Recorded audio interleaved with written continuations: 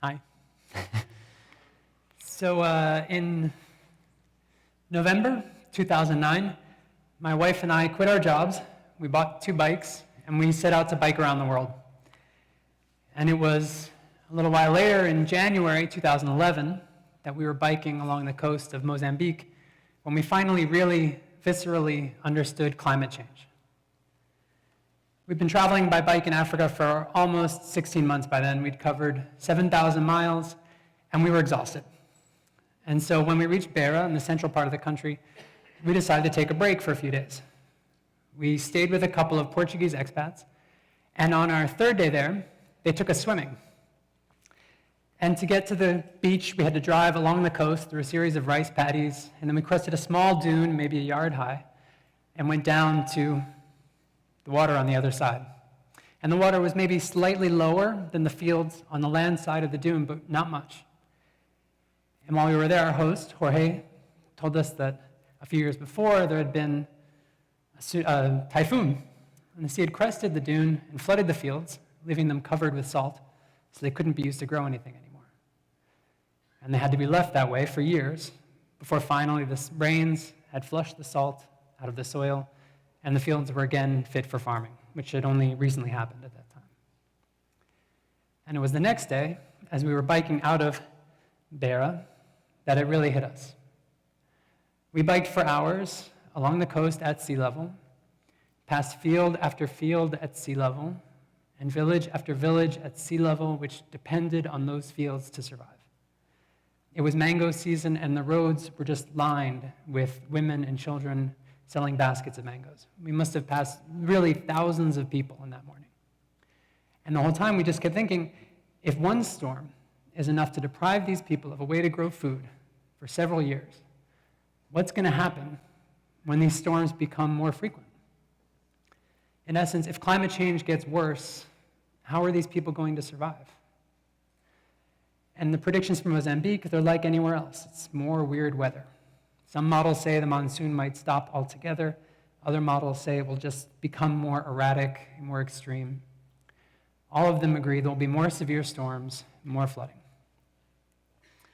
So we kept going, and when we got to somewhere with internet again, we wrote to friends, checked the news, checked Facebook, and the overwhelming impression we had was that no matter what we were thinking about, the only thing that mattered to anyone else was the new iPhone and the latest episode of American Idol.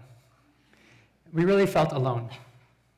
And fortunately, that's not what I'm going to talk about today, though, because that is just the beginning of this story, and it's not the end. This is not another depressing talk about how we're all screwed. Because it turns out that we were wrong, actually. There are people out there working on solutions every day, all around the world, to some of the most seemingly unsolvable problems. Climate change, deforestation, runaway urbanization, waste. People not just changing light bulbs and recycling, but people starting movements, people changing how their cities get around, people protecting plant species at risk of extinction, people growing rainforest where before the forest was only disappearing. They're not celebrities, they're not millionaires, they're not experts, they're just ordinary people like you and me. And today I want to talk about their stories, why they're so important, and what the rest of us can learn from them. But so back in Mozambique, we started to rethink our plans to bike around the world. We decided that we needed to take action. We needed to do something.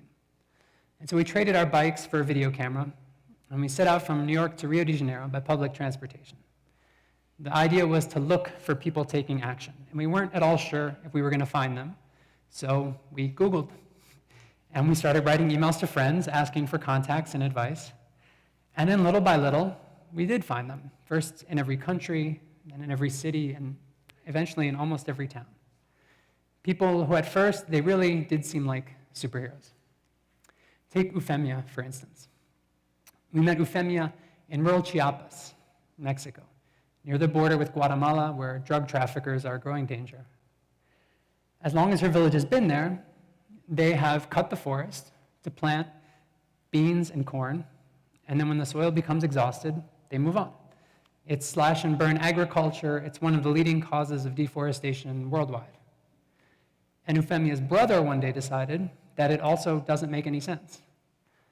And so after complaining that they were creating deserts and destroying the forest, he decided to start planting trees on the old, unused plots of land. And eventually he was murdered for his reforestation work. But Eufemia, she just picked up right where he left off. And single-handedly, without any money, without any outside support, without much more than courage and determination and her family, she's now planted 250 acres of rainforest. That's one woman, 250 acres. People like Eufemia, they might be superheroes, but they're not the only ones. Yeah. In mountains outside Quito, Ecuador, we met a group called the Red de Guardianes de Semillas. And they started by a group of 4 friends who were sitting around one day complaining. They were all gardeners, and they were complaining that they couldn't find any decent seeds. Everything was either, it was industrial, there were no organic varieties, there were no heirloom varieties being preserved. And so they decided to start a seed exchange among the 4 of them. And now today, those same 4 friends manage a seed bank and a network of seed savers that stretches from southern Colombia to northern Peru, covering an area with an estimated 15,000 different plant species. And just for comparison, the average person in the world today eats just 30 different species of plants. And all of this from a bunch of friends sitting around complaining, and now today, they're protecting one of the most biodiverse regions in the world. But it's not just gardeners. In Guatemala, we visited a company called Alterna that works to develop renewable energy resources. One of their engineers is from Alberta, Canada, where the tar sands come from. And he got started on an oil and gas patch, and after months of complaining that his work was so destructive, he quit his job and moved to Guatemala, and he works now to design biodigesters that fit on the rooftops of buildings in the cities. You feed them with food and organic waste from the daily markets in the cities, and they produce fuel for cooking and fertilizer that you can use afterwards to grow more food. Personally, I thought these guys were so amazing because I have a liberal arts education. I studied anthropology. I could talk about the theory of a biodigester. I could place it in its appropriate cultural, technological context. But I couldn't build a biodigester if my life depended on it. But it's okay, because there's even space for us liberal arts types in this movement. In Mexico, we visited a group called GDL en Bici in the city of Guadalajara, which has an atrocious traffic problem. And they were all cyclists, and they were a group of friends sitting around complaining that every time they rode their bikes, they were taking their lives in their own hands. And so they decided they wanted to make the city safer for cyclists. They started a group to advocate for cyclists in the city. And now today, Guadalajara still has atrocious traffic, but there are bike lanes now. There's an active ghost bikes movement, marking everywhere a cyclist has died. A group of networks have come together to stop the building of urban highways, and a monthly bike ride organized by this group of friends now attracts 3,000 to 4,000 participants. This new urban transport plan for the city includes 350 kilometers of new bike lanes, and in 2012, they hosted the World Car Free Network Conference. And all this from a bunch of friends sitting around and complaining. Or one of the best examples, one of our favorite stories, the group of college students in the US who decided they wanted their administration to do something about climate change. And so after complaining, they decided they'd ask the administration to turn down the heat a few degrees in the buildings in winter. There was some opposition, but they managed to show just how much CO2 and how much money it would save, and then how nice it would be for the image of the school and all these things administrations like. And eventually the plan was accepted. And so that just gave them all kinds of bad ideas, and they started to take action in their state, and then to take action nationally. And today, the organization they started, 350.org, is one of the world's leading voices against climate change, mobilizing millions of people around the world every year on International Days of Action. All of this from a group of college kids sitting around complaining. Now they've been called communists by Glenn Beck.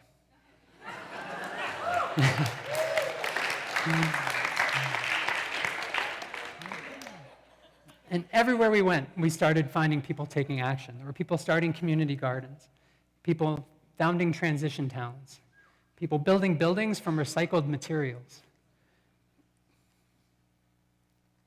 people starting green housing co-ops, running illegal farmers markets. Everywhere we looked, we met people taking action. And eventually, the question we started asking ourselves was not, why aren't there people taking action, but why is it that we didn't know that they were there when we were back in New York? And eventually we came up with two reasons for this, really. The first was just a lot of these groups are so busy getting stuff done that they just don't have the time to talk about themselves. And unless they're lobbying groups and publicity is part of their work, they just don't advertise.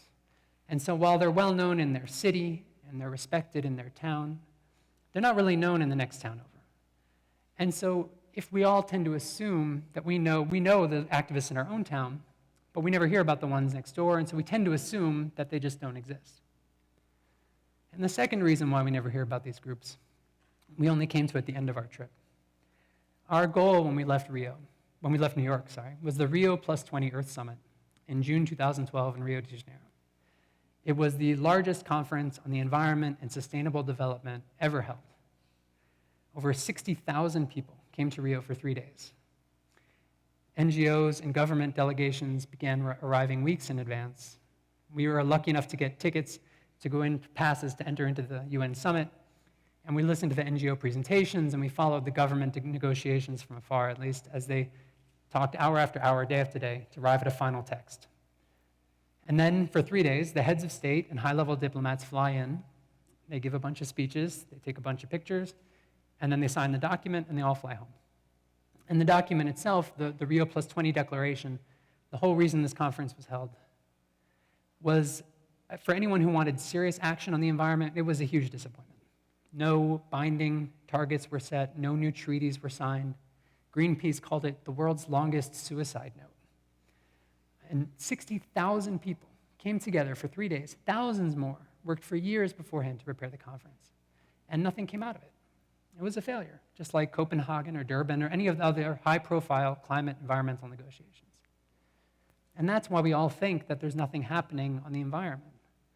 Because with all these colossal failures on the international level, those small local successes don't shine through. And yet, small local action is so effective. Cumulatively, it does more than this large-scale action ever does. And this isn't to say that we don't need governments and the UN can just do nothing. It would be fantastic if they decided to take action. But they're not. And so it's up to us to find another way. Imagine if those 60,000 delegates in Rio had decided to devote themselves to reforestation like Eufemia has. That would be 15 million acres of rainforest they could have planted. That's new forest the size of West Virginia. Or if they wanted to preserve seeds like the Red de Guardianes de Semillas, we could easily have all the world's biodiversity protected. And of course, we shouldn't be naive. Not everyone was at Rio Plus 20 because they wanted to take action. Exxon was there, Shell was there, the US government was there. We saw Richard Branson in the hallway. Something tells me he's not about to quit his job and move to Chiapas to start a tree nursery. People are complex, and we are all motivated by so many contradictory things. Our wallets, our egos, our families, our religions. And of course, all that is just as true on the local level as it is on the international level. But on the local level, the problems are simpler. The issues are smaller.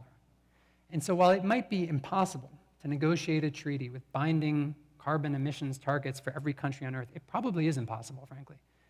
But if you design a biodigester that fits on the roof of a building and lets somebody turn their kitchen scraps into fuel instead of letting it rot away in a garbage dump, you'll reduce emissions overnight. Now, does this mean that everything is perfect, we have nothing to worry about, and the people on the coast of Mozambique can sleep easy? I wish, but unfortunately not. This movement is starting, and it's growing, but it's small, and it needs help. And so what did we learn? How can we help these people out? After visiting all these projects, what were the two things that came out of it that every project had in common? The first, as you may have noticed, this is a movement of complainers. It's a movement of people who saw that things weren't working, and that can only start by saying it out loud. We have to stop being complacent. We have to stop accepting things that just shouldn't be. We need to learn to channel our inner New Yorkers and yell bullshit when we see it. We need to complain so much that the people around us eventually tell us to stop complaining and do something about it if it bothers us so much. And that's when we need the second thing, which is patience. Because just knowing the problems and knowing the solutions doesn't mean that change will come overnight. It takes incredible patience, this kind of work, the ability to see past the initial failures and to imagine that one day, eventually, things will be different. The Red de Guardianes de Semillas didn't have a seed bank covering an area with 15,000 indigenous species overnight. It took them years. And Eufemia certainly didn't plant 250 acres in a week. It took her years.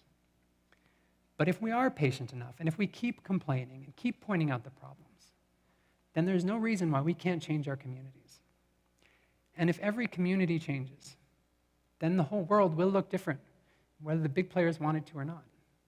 And it's happening now. But if it's going to succeed, we all need to join in. Thank you.